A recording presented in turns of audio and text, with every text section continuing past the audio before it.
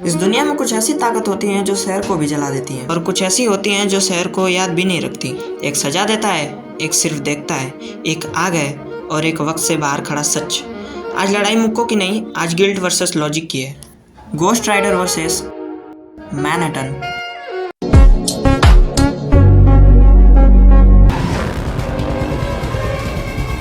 Ghost rider जब आता है तो पूछता नहीं क्यों।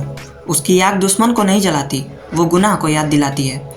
जिसने बोलना चाहा, जिसने माफ़ी मांग ली, जिसने लॉजिक बना लिया, गोस्ट राइडर के लिए सब बराबर। उसकी आंखों में गुस्सा नहीं होता, उसमें होती है हर एक चीख जो कभी सुनी गई है। और आज उसकी आग का रास्ता एक शहर से नहीं, एक भगवान से टकरा रहा है।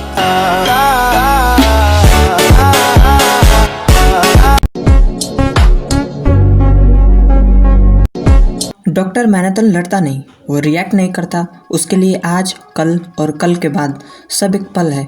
जहाँ गोस्ट राइडर गुनाह देखता है, वहाँ डॉक्टर मैनहट्टन सिर्फ प्रक्रिया देखता है। उसके लिए एक जान का मरना और एक तारे का टूटना मैथमेटिकली बराबर है। वो कहता है सजा एक ह्यूमन कॉन्सेप्ट है, यूनिवर्स को उससे कोई मतलब नहीं।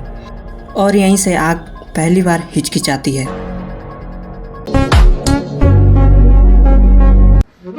गोस्ट राइडर चैन घुमाता है, पर डॉक्टर मैनहट्टन रुकता नहीं। चैन वक्त को छूती है और फिर रुक जाती है, क्योंकि डॉक्टर मैनहट्टन उस पल को पहले ही देख चुका था। गोस्ट राइडर चिखता नहीं, पर उसकी आग तेज हो जाती है। मैनहट्टन शांत है।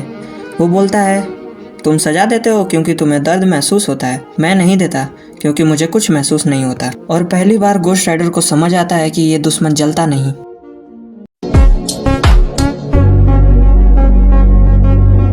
गोस्ट राइडर अपना आखिरी हथियार चलाता है, पेंस स्टेयर, प्रायश्चित की दृष्टि।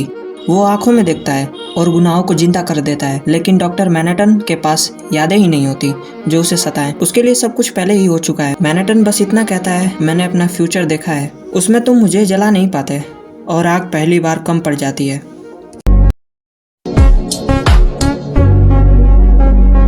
पर यहीं कहानी का ट्विस्ट आता है। डॉक्टर मैनहट्टन जीत गया, या शायद हार गया, क्योंकि गोस्ट राइडर उसे जला नहीं पाया, लेकिन उसे एक चीज़ दे गया, सवाल। अगर गुनाह का हिसाब ना हो तो पावर का क्या मतलब? और अगर भगवान को ही सजा ना मिले तो इंसाफ का वजूद है क्या? गोस्ट राइडर पीछे हट जाता है, मैनहट्टन अकेला रह जाता है, पहली बार सोचता हुआ।